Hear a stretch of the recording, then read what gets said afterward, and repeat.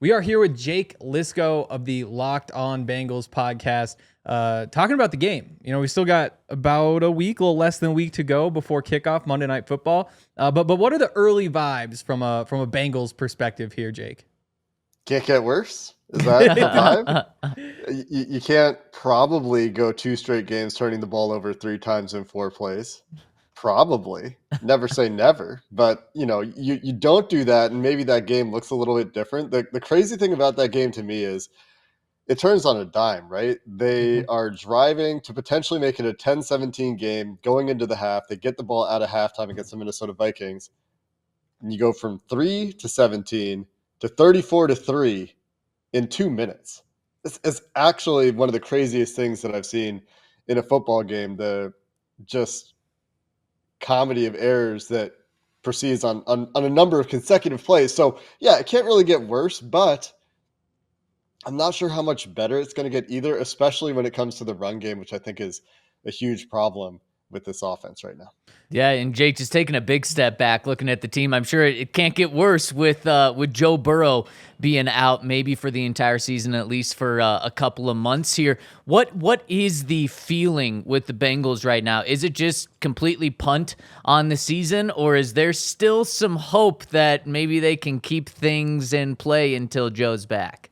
Well, it's never going to be the mentality from an NFL football team, right? You don't see teams tank. It's very hard to get a coaching staff that's coaching for his job. Zach Taylor has 1 year left on his deal in 2026. It's very hard to get players that are playing for contracts to tank, right? It just doesn't happen in the NFL. So while there are fans out there that certainly would like to see the Bengals punt on this season, don't believe that they can win with Jake Browning, the team is in a situation where they've seen Jake Browning win football games with the Cincinnati Bengals in the past, and they still have T. Higgins and Jamar Chase. So the team is still thinking, can we get 8 more wins this season? We stole 2. We got to 2-0.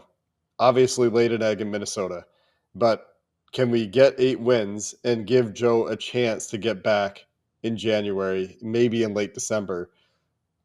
There are varying opinions, I'll tell you, among the fans that I see on social media and interact with regularly, but the team certainly isn't thinking punt. That's never the mentality from an NFL team, right? What are the fans thinking about Joe Burrow at this point? Because obviously an incredible quarterback, could make the case he's the best quarterback. But this isn't the first time that he's had an injury like this. Does that fracture the fan base at all? Or are people still pretty firmly behind Joe and think it's just kind of fluky that this keeps happening? I wouldn't say fracture. I would say splinter. There's, these little fragments of wood that chip off the block in the fan base that think, this guy's too injury prone, but it's a vocal, outspoken minority, I would say. And it's pretty small. It's a small group of fans. Like I said, a splinter off of a 2x4 kind of thing to go with the fracture or breaking of a thing analogy that we started with. Outside of any given Sunday, I don't see any way the Bengals win this game. You pointed to the run game. They're the worst run game in the NFL, averaging 49 rushing yards per game. The backup quarterback playing now, obviously elite wide receivers. There's no doubt about that with the Bengals. But then their defense, not very good. What's the scenario here where the Bengals pull off an upset? I think the defense is only below average. Yeah, not very good. That's fair.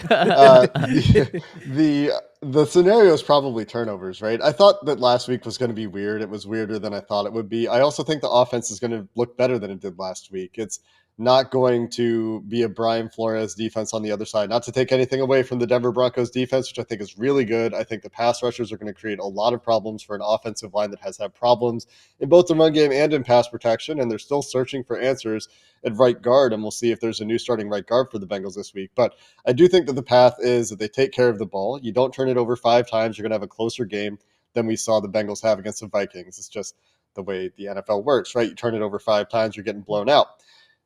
The other side of it is the Denver offense, not that the Minnesota offense is anything to write home about, has had its issues this year. And Bo Nix played one of his best games as a rookie against the Bengals last year, and you can't take that away from him. I remember distinctly Joe Burrow going out of his way at some point to praise the way Bo Nix was playing as a rookie last year.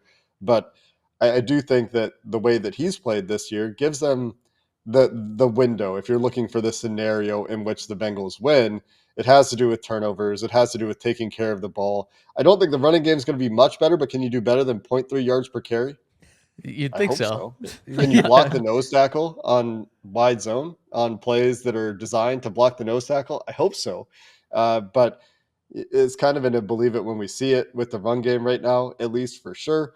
I do think that they can still make some plays with those weapons that they have at receiver, but I do think it's an uphill battle, and I think Vegas sees it that way too. I'm curious what you think Broncos fans should be scared of. Obviously, you've got Jamar Chase.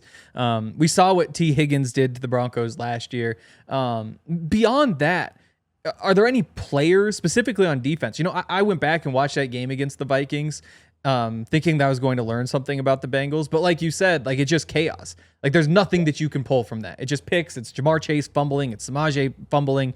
And so I feel like I know even less about the team than I did before I watched it. So I'm curious, again, from your perspective, like who are the dudes that the Broncos need to look out for, especially on that Bengal defense? I mean, obviously Trey Hendrickson, right? But by all of the metrics that I've seen this week leading into the game, Denver has the best offensive line in football. So we'll see how that plays out this week. Trey obviously can be a game wrecker at times. I think he's in that tier 1.5 of pass rushers, right behind the elite of the elite. He's not Myles Garrett, but he's a really, really good pass rusher.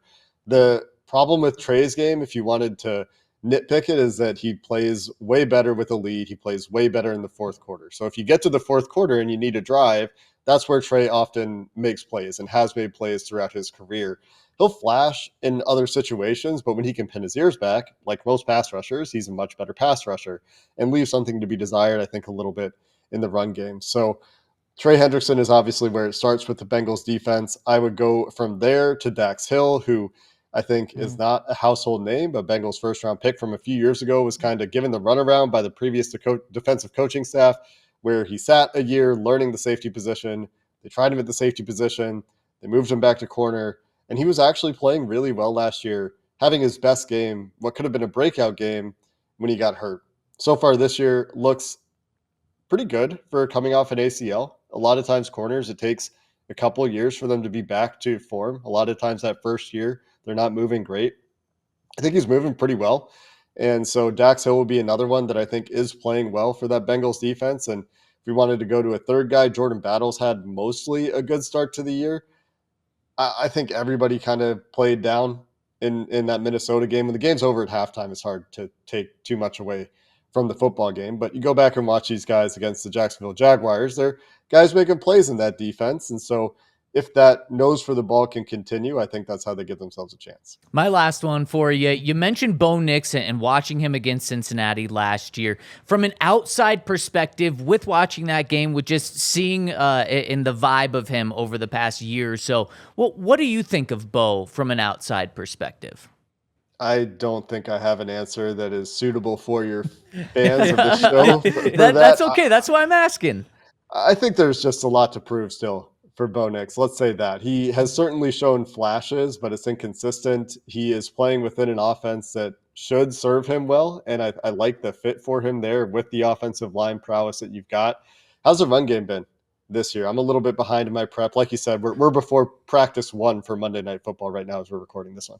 It's explosive, but not consistent. J.K. Dobbins right now is on pace to have the most rushing yards of a Broncos running back since Clinton Portis in 2003, which is a lot of fun. But there are a lot of runs they're stopped at or behind the line of scrimmage. So they're working on consistency, but they can break some big ones. Yeah, I feel like if you keep him ahead of the chains, you have an offense that you can work with Bo Nix. But is he really elevating the ceiling of a team? That's where, having watched Joe Burrow follow Andy Dalton in Cincinnati, there's a juxtaposition there that kind of shows you the quarterbacks that can elevate a team, that can put them on their back, versus the quarterbacks that really need a team around them.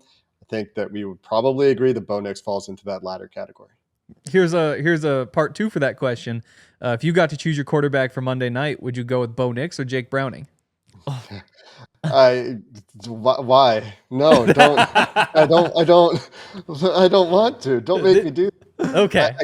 I mean, Bo Nix probably. Okay. Because why not? A young player who has had some success. I just think Jake Browning, he can produce in the NFL with the receivers that he has. But when things break down around him, when he has to try to create, sometimes it can look like it did against Minnesota. All right. Before we let you get out of here, do you have a score prediction for the game on Monday?